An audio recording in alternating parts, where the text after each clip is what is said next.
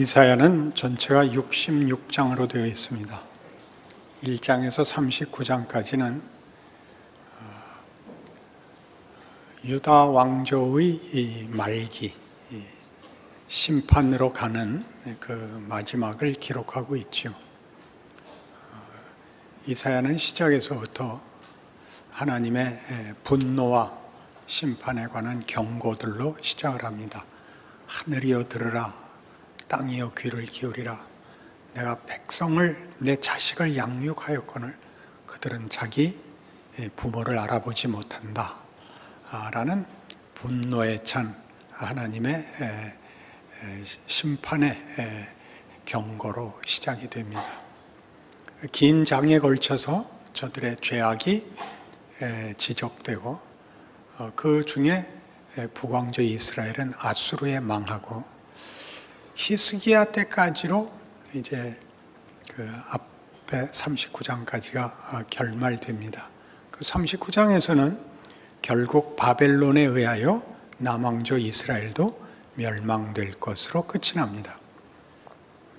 그리고 40장부터는 그 역사가 좀 더 진전되어 심판을 받고 포로가 되어 바벨론에서 귀양살이하고 있는 백성들을 향하여 저들의 회복, 귀환을 약속하는 말씀이 나옵니다. 그 약속은 55장에서 이렇게까지 멋지게 약속되어 있습니다. 55장 12절, 너희는 기쁨으로 나아가며 평안의 인도함을 받을 것이요 산들과 언덕들이 너희 앞에서 노래를 바라고 들의 모든 나무가 손뼉을 칠 것이며 잣나무는 가시나무를 대신하여 나며 화석류는 찔레를 대신하여 날 것이라. 이것이 여호와의 기념이 되며 영영한 표징이 되어 끊어지지 아니하리라. 이렇게 이스라엘의 회복, 영광의 회복이 약속되어 있습니다. 그리고 실제로 포로들은 귀환합니다. 남왕조 유다가 망하는 것은, 북왕조 이스라엘이 멸망하는 것은 기원전 722년, 남왕조는 586년에 망합니다. 그러나 그건 단번에 이루어지지 않고 606년부터 586년까지 20년에 걸쳐서 서서히 망하고 포로가 됩니다.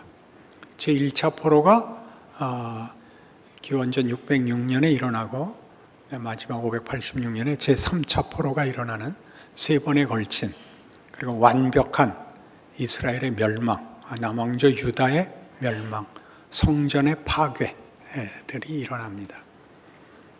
그리고 하나님의 약속대로 70년 만에 536년에 제1차 귀환, 606년에서 70년 후인 536년에 1차 귀환으로부터 520년에 3차 귀환까지 세 번에 걸쳐서 유다 백성들은, 원하는 자는 다 본국으로 돌아오게 됩니다. 그들은 절망과 낙담 속에서 이사야를 통한 이 위로, 하나님의 약속, 궁극적 승리, 그리고 그 포로기를 거치는 동안 신앙의 재정비, 정결과 회복 같은 것들을 겪었습니다. 그리고 돌아왔는데 56장에서 66장까지 증거하는 이사야에서 나오는 얘기와 같이 그 돌아온 것은 기대와 달랐습니다. 저들은 돌아와서 하나님이 약속하신 이 55장 12절 13절에 있는 산들이 노래를 부르고 그 가시나무를 대신해서 화석류가 나고 기쁨과 박수 속에서 하나님의 영광으로 회복되는 일들을 못 보고 돌아온 나라는 황폐해 있고 흉작이 계속되고 성전을 재건하는 일과 살아야 하는 일로 이중고를 겪습니다. 게다가 거기에 포로로 유다 백성들이 잡혀간 때에 들어와 살게 된 거류민들이 텃세를 하고 이들의 귀환과 생활과 그리고 성전 짓는 일을 방해합니다. 이 고난 속에서 그들은 점점 낙담하게 됩니다. 이사야 56장 이후에 나오는 이야기들은 그러니까 이런 역사적 사실들, 출애굽이라는 역사적 기억, 가나안 입국, 바벨론 포로, 귀환, 이런 하나님의 성실하심과 약속과 그 약속의 성취를 가졌지만 자기네들이 기대한 것과는 다른, 이 박수치며 돌아오고 기쁨의 노래로 돌아오고 하나님의 영광을 보는 현실은 주어지지 않는 것입니다. 그러니까 이 뒤에 11장에 걸친 이 역사적 현실 속에서는 59장의 9절 이하에 기록하듯이, 그러므로 정의가 우리에게서 멀고 공의가 우리에게 미치지 못한 즉 우리가 빛을 바라나 어둠뿐이요 밝은 것을 바라나 캄캄한 가운데 행함으로 우리가 맹인같이 담을 더듬으며 눈 없는 자같이 두루 더듬으며 낮에도 황혼때같이 넘어지니 우리는 강장한 자 중에서도 죽은 자 같은지라. 우리가 곰같이 부르짖으며 비둘기같이 슬피 울며 정의를 바라나 없고 구원을 바라나 우리에게 멀도다. 이는 우리의 허물이 주의 앞에 심히 많으며 우리의 죄가 우리를 쳐서 증언하오니 이는 우리의 허물이 우리와 함께 있음이니라. 우리의 죄악을 우리가 아나이다. 그들도 압니다. 자기네가 모범적인 신앙생활을 하지 못하고 있다는 걸 압니다.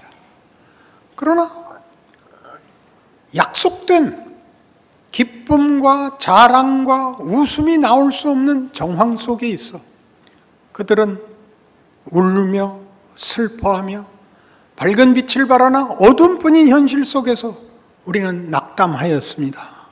이것이 죄인 것을 알지만 우리는 다른 힘이 없습니다 하고 고백합니다. 이 일들은 하나님 쪽에서, 선지자 쪽에서 보면 좀 더 강력하게 꾸중이 되어서 그 꾸중의 대표적인 선지적 증언이 말라기 1장에 이렇게 나옵니다. 1장 6절 내 이름을 멸시하는 제사장들아 나 만군의 여호와가 너희에게 이르기를 아들은 그 아버지를 종은 그 주인을 공경하나니 내가 아버지일진데 나를 공경함이 어디 있느냐 내가 주인일진데 나를 두려워함이 어디 있느냐 하나 너희는 이르기를 우리가 어떻게 주의 이름을 멸시하였나이까 하는도다. 너희가 더러운 떡을 나의 제단에 드리고도 말하기를 우리가 어떻게 주를 더럽게 하였나이까 하는도다.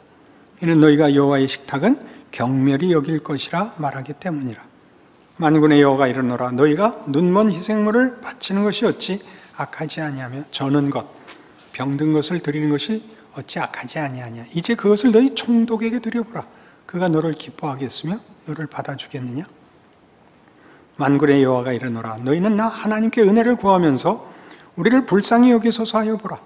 너희가 이같이 행하였으니 내가 너희 중 하나인들 받겠느냐. 만군의 여호와가 이르노라 너희가 내 제단 위에 헛되이 불사르지 못하게 하기 위하여 너희 중에 성전문을 닫을 자가 있었으면 좋겠도다. 내가 너희를 기뻐하지 아니하며 너희가 손으로 드리는 것을 받지도 아니하리라. 만군의 여호와가 이르노라 해 뜨는 곳에서부터 해 지는 곳까지의 이방 민족 중에서 내 이름이 크게 될 것이라. 각처에서 내 이름을 위하여 분향하며 깨끗한 제물을 드리리니 이는 내 이름이 이방 민족 중에서 크게 될 것임이라. 그러나 너희는 말하기를 여호와의 식탁은 더러워졌고 그 위에 있는 과일 곧 먹을 것은 경멸이 여길 것이라 하여 내 이름을 더럽히는도다. 만군의 여호와가 이르노라 너희가 또 말하기를 이 일이 얼마나 번거로운고 하며 코웃음치고 훔친 물건과 저는 것 병든 것을 가져왔느니라. 너희가 이같이 봉헌물을 가져오니 내가 그것을 너희 손에서 받겠느냐. 이는 여호와의 말이니라. 자, 굉장히 타락해 있죠. 쉽게 이래서 되겠습니까? 이렇게 말할 문제가 아니라 이렇게까지 될 현실 속에 있는 것입니다.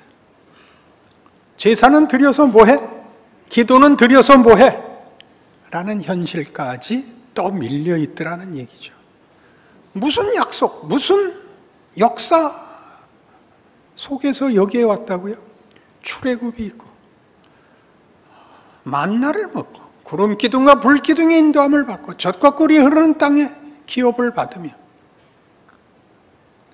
하나님의 크신 이름으로 성전을 짓고 신앙을 유지하던 그 민족이 타락하여 부패하여 하나님께 심판을 받아 바벨론의 포로가 되고, 거기서 하나님이 너희가 잘못했지만 나는 너희와의 약속을 포기하지 않겠다 라는 하나님의 약속의 영원성과 은혜와 긍휼의 무한함으로 돌아와 회복된 자리에서 이럴 바에는 뭘 회복시켜 줬을까 싶은 자리에까지 떨어진 이스라엘 민족이 겪었던 역사적 사실을 증언하고 있습니다. 의아롭지 않습니까? 애굽에서 10가지 재앙을 같이 보고 홍해를 건너게 한 민족이 하나님을 배신한 출애굽기 사건도 우리에게는 의아롭고, 바벨론 포로를 당하고 거기서부터 구원이 이루어져 페르시아 왕 고레스에 의하여 귀환이 허락되고 돌아와 다시 자기 나라와 민족의 정체성을 회복할 수 있고 성전을 다시 지을 수 있게 되었으나, 그런 모든 약속들을 지켜낼 만한 어떤 현실적 확인을 가질 수 없어서 무너져 내린 이 역사적 사건은 이스라엘은 왜 그랬을까가 아니라 하나님은 왜 이런 식으로 일을 해서 그들을 낙심케 했을까? 그리고 오늘날까지도 하나님은 왜 이렇게 그들의 백성을 다루실까?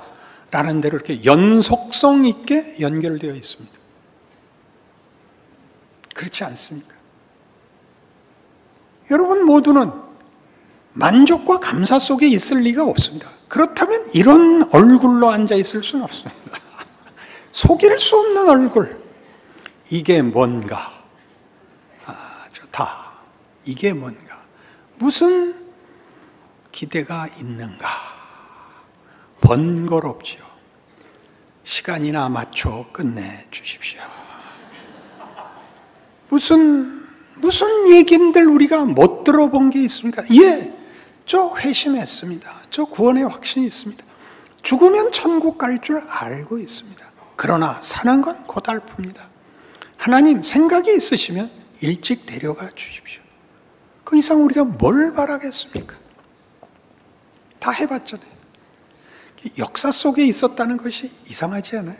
여러분이 처음 겪는 것이 아니라는 게, 교회사 내내 겪었던 일이라는 게 놀랍지 않습니까?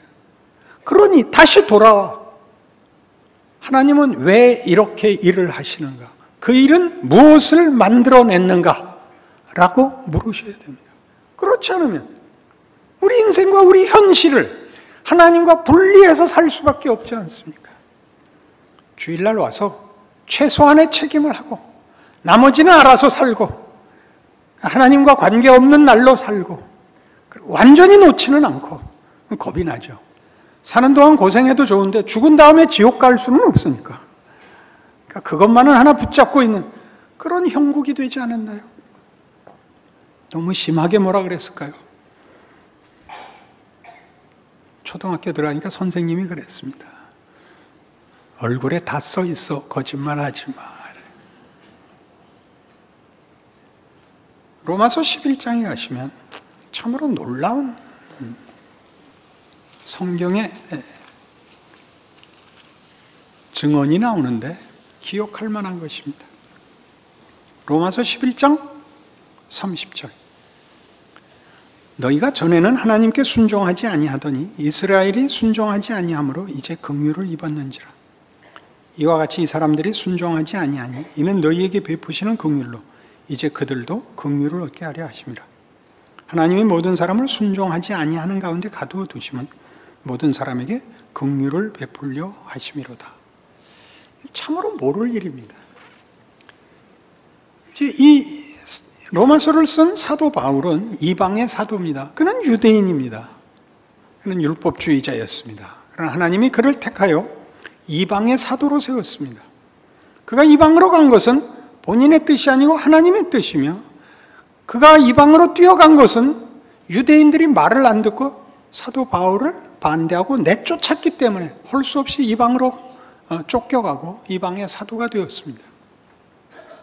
이방인들이 지난 기독교 2000년을 보시면 우린 기독교죠. 유대인들은 유대교입니다. 그들은 아직도 메시아를 기다리고 있습니다. 예수 안에서 구원이 어떻게 성취되었는지 아직 믿지 않고 구원을 기다리고 있습니다. 예수는 그냥 선지자일 뿐입니다. 메시아로 인정하지 않습니다. 그래서 이 기독교는 같은 하나님, 유대인이 믿는 그 하나님을 믿는데도 예수로 증거된 하나님을 믿는다라는 뜻에서 그리스도교, 그 크리스트죠, 크리스토를 한문으로 써서 음독을 하자 기독교가 됐죠. 기독, 한문으로 쓰고 한글로 읽으니까 기독교. 그래서 기독교입니다. 예수교죠. 예수를 믿는 거죠. 예수를 믿는다는 것은 구약에 등장한 예수를 보낸 우리를 구원하려는 하나님이 예수 안에서 당신을 충분히 나타내시고 우리를 온전히 구원했다. 이 신앙 고백을 묵자 예수를 믿는다로 기독교의 신앙을 대표하게 됐습니다. 그 일이 우리 예수를 믿는 자들에게 이방에게 구원이 왔기 때문에 우리 다 이방 민족이죠. 유대인들은 아직도 안 믿고 있고 국가적으로. 그러니까 그들을 향하여 너희는 안 믿었고 우리는 믿었다. 이렇게 됐죠. 그래서 지금까지도 이 예수를 믿는 나라에서는 유대인들을 경멸합니다. 그러니까 바울이 하는 얘기입니다. 너희가 예수를 믿게 된 까닭은 유대인들이 안 믿는 바람에 그들이 믿어서 구원을 먹어버렸으면 너희한테 먹을 게 없었을 텐데 그들이 안 먹는 바람에 너희가 먹게 된 거란다. 이렇게 설명을 하는 셈입니다. 말이 되나요? 안 되나요? 우습게 됐죠. 좀 더 깊이 얘기하자면 구원은 원래 유대인을 위하여 있는 것이 아니라 유대인을 선민으로 택하여 모든 민족에게 허락하기 위하여 주어진 것입니다. 그러나 유대인은 실패했습니다. 실패하면 당사자들만 실패하는 것이 아니라 그들로 인하여 목적한 궁극적 목적인 모든 열방들, 모든 인류도 구원을 받을 수 없게 돼야 맞지 않나요? 그러나 희한하게 그들이 거부함으로써 물길이 마치 이리 유대인들에게 들어가려고 했으나 그들이 거부함으로 물길이 반대편론에 들어간 것 같은 꼴이 됐습니다. 그리고 이것을 모두를 불순종 가운데 묶고 모두에게 긍휼을 베풀려는 하나님의 뜻이라고 얘기합니다. 그러니 이 문제가 우리에게는 굉장히 깊습니다. 순종이 하는 일은 분명히 하나님의 뜻을 이루는 방법으로서 명예로운 방법입니다. 순종을 하는 건 명예로운 방법입니다. 그럼 불순종을 하면 일이 안 일어나야 맞습니다. 불순종으로도 순종해야만 일어날 수 있는 일이 불순종에서도 결과되었다고 얘기합니다. 그게 이야기죠. 그럼 불순종이 이 결과를 만드는 거냐? 그렇지 않다. 순종해야 만드는 것이다. 그러나 이 문제는 순종하면 되고 불순종하면 안 되는 우리가 아는 그런 합리성이 아니라 만들고야 말 하나님의 의지에 관한 문제이기 때문에 순종을 하면 순종한 자의 명예와 복속에서 결과되고 불순종을 할지라도 그 결과는 실패할 수 없다. 그래서 이것이 순종해서 만들어진 보상이 아니라 순종한 자들도 이것은 은혜의 결과라는 것을 알아야 된다. 이게 이스라엘에게 가르치는 사도 바울의 이방이 얻은 구원, 그리고 결국 이스라엘도 구원을 받을 수밖에 없다라는 논증입니다. 그러니 우리는 불순종에 대하여 다시 생각을 해봐야죠. 불순종은 왜 생겼다고요?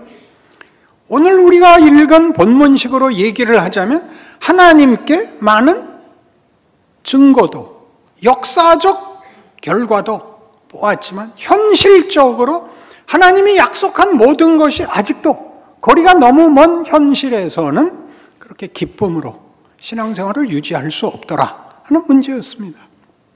그럼 그게 뭐냐? 그게 뭐냐?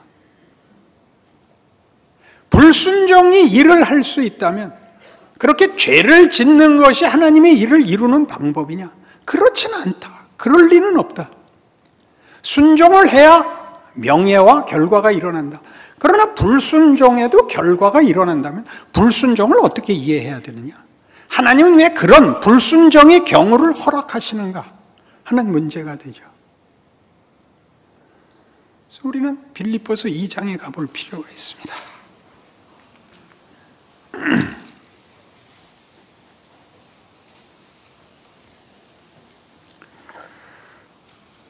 너희 안에 이 마음을 품으라. 2장 5절입니다. 곧 그리스도 예수의 마음이니 그는 근본 하나님의 본체시나 하나님과 동등됨을 취할 것을 여기지 아니하시고 오히려 자기를 비워 종의 형체를 가지사 사람들과 같이 되셨고 사람의 모양으로 나타나사 자기를 낮추시고 죽기까지 복종하셨으니 곧 십자가에 죽으심이라.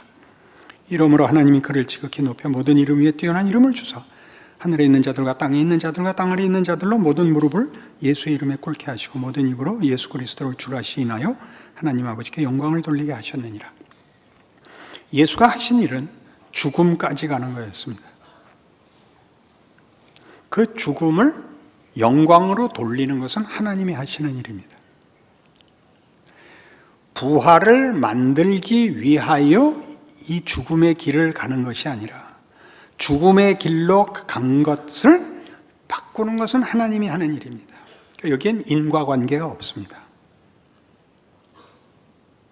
예수는 이 길을 가기 싫어서 아버지께 이렇게 기도했습니다. 겟세마네에서 아버지 할만하시거든 이 잔을 내게서 비켜주시옵소서입니다. 그건 부활로 가는 길이 아닙니다. 죽음으로 가는 길입니다.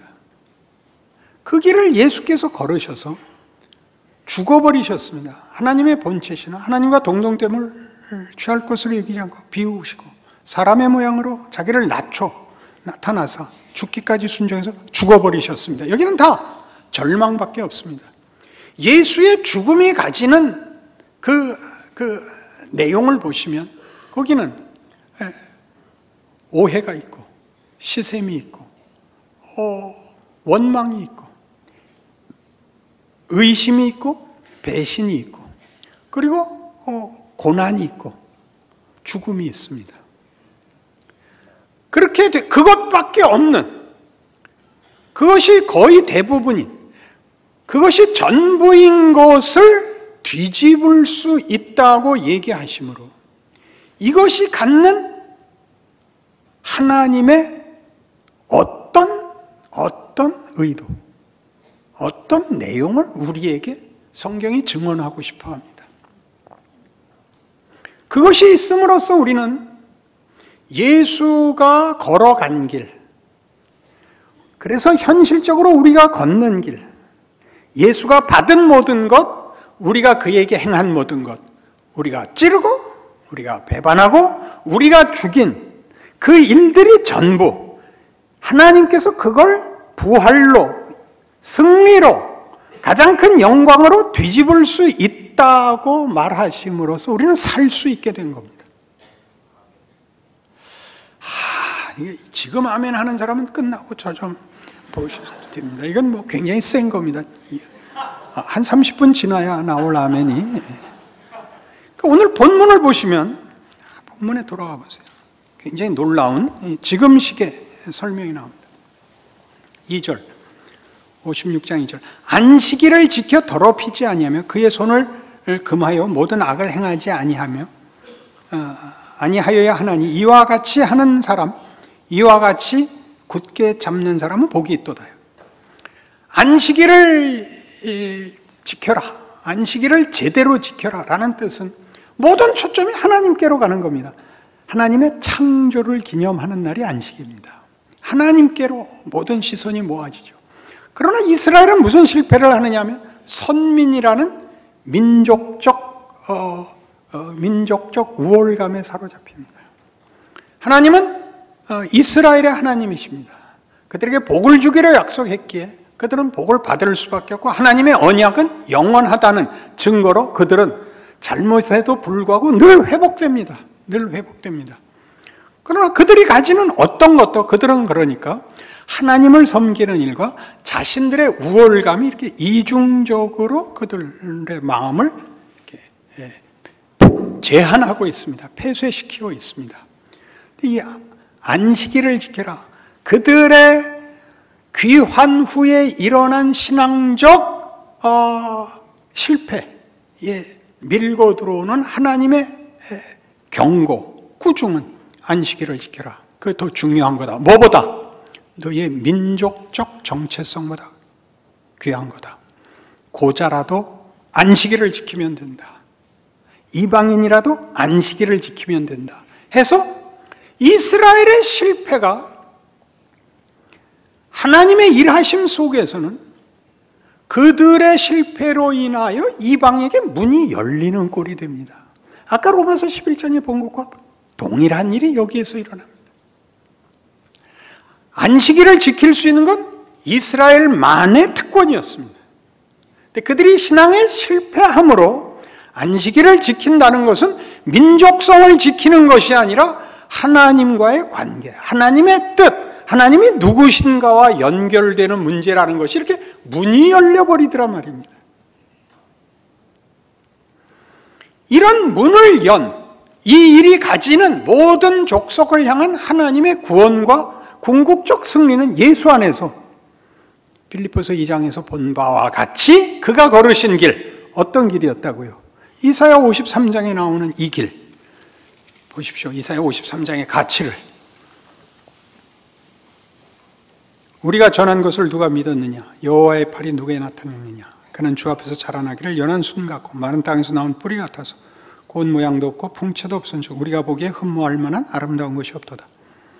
그는 멸시를 받아 사람들에게 버림받았으며 간고를 많이 겪었으며 질고를 하는 자라. 마치 사람들이 그에게서 얼굴을 가리는 것 같이 멸시를 당하였고 우리도 그를 귀히 여기지 아니하였도다. 그는 실로 우리의 질고를 지고 우리의 슬픔을 당하였거늘 우리는 생각하기를 그는 징벌을 받아 하나님께 맞으며 고난을 당한다 하였노라. 자, 그는 하나님께 벌을 받는다.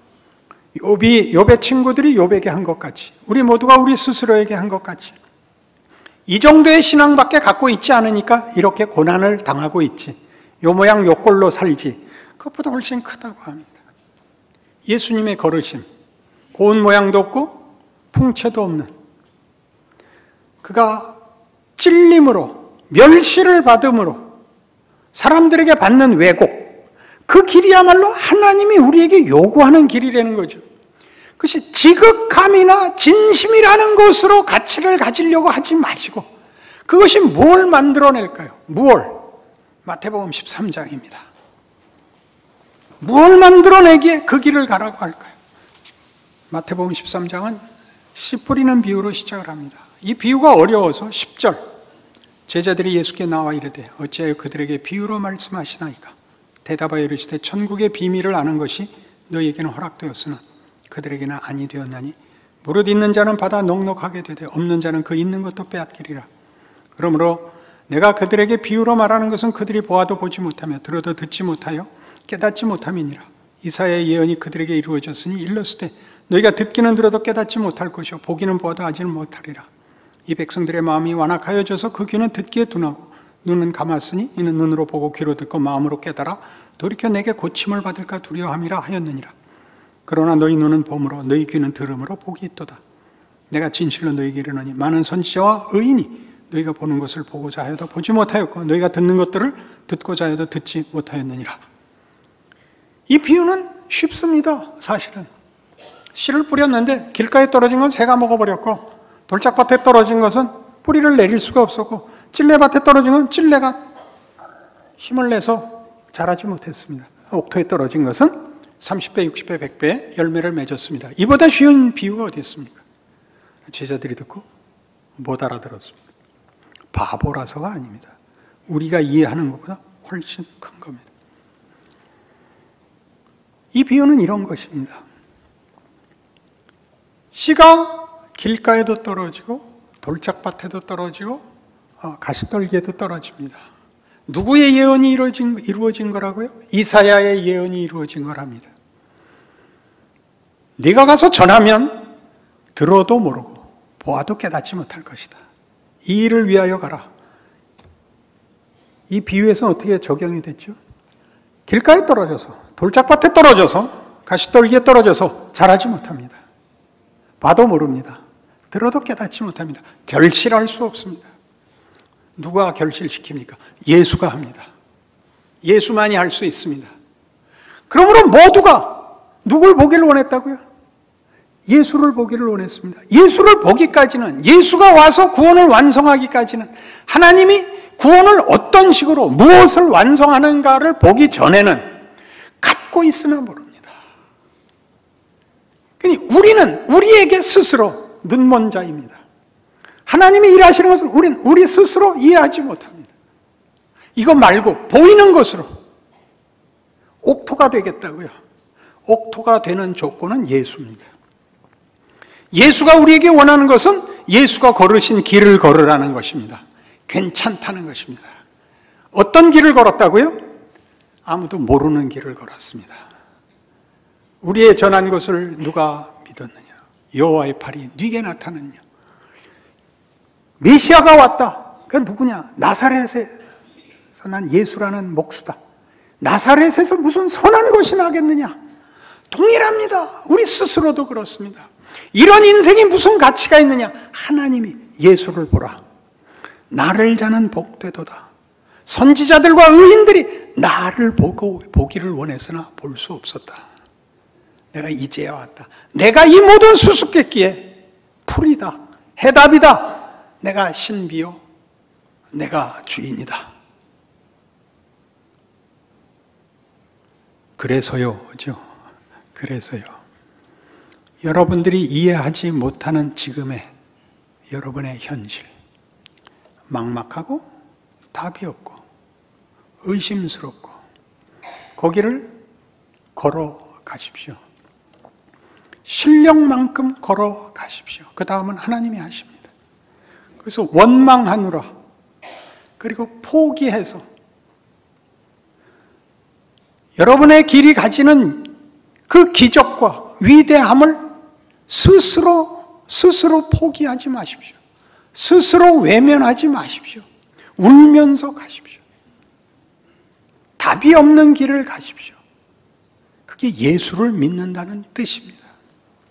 그는 죽음으로 끝났고 그것을 부활로 뒤집으시는, 승리와 영광으로 뒤집으시는 하나님은 그 길이 내가 원하는 길, 내가 기적을, 영광을, 승리를 만드는 나의 방법이다 그럽니다.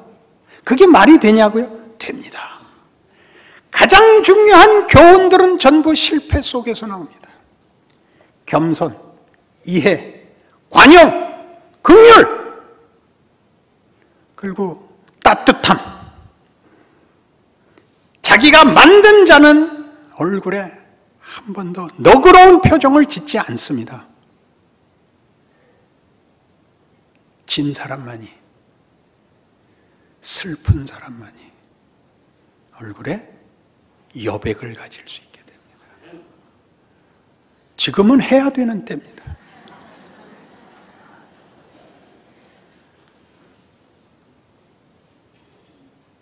여러분의 인생 속에서 내가 예수 믿는 거 맞나?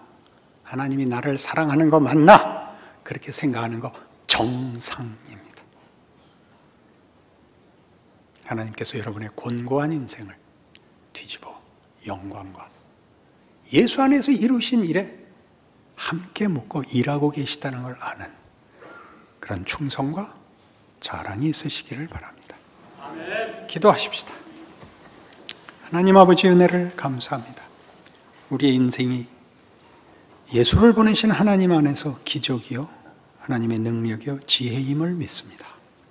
우리는 인내하고 순종하고 겸비하고 그리고 무엇보다 믿음을 가져야 맞습니다. 하나님, 하루하루 우리가 쉬는 한숨과 흘리는 눈물 속에 예수의 구원을, 용서를, 회복을, 은혜를 담는다고 깨닫게 하사 충성하게 하옵소서. 감사할 수 있는 자리까지 가게 하옵소서. 우리가 사는 세상 앞에서 우리가 십자가가 되고 은혜가 되고 기적이 되고 감사가 되게 하옵소서. 지금은 우리 주 예수 그리스도의 은혜와 하나님 아버지의 극진하신 사랑과 성령님의 동행하심이 예수를 믿고 산다는 고백이 가지는 위대함과 신비를 품에 안고 낙심하지 말고 용기를 가지고 믿음으로 살아야 한다는 사실을 기억하고 돌아가는 심령들 위해 영원토록 함께 있을지어다. 아멘.